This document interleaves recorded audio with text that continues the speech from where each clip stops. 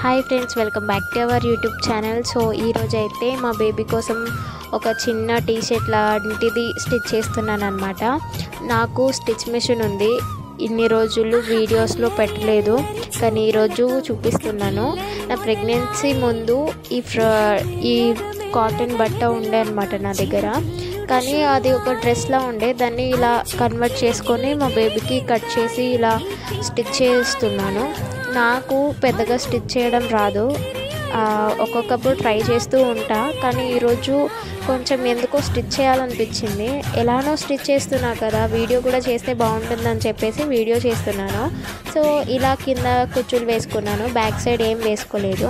ఇంకా ఫైనల్లీ మా baby morning స్నానం చేసి వేసుకుందనమాట ఈ ఫ్రాక్ అనేది.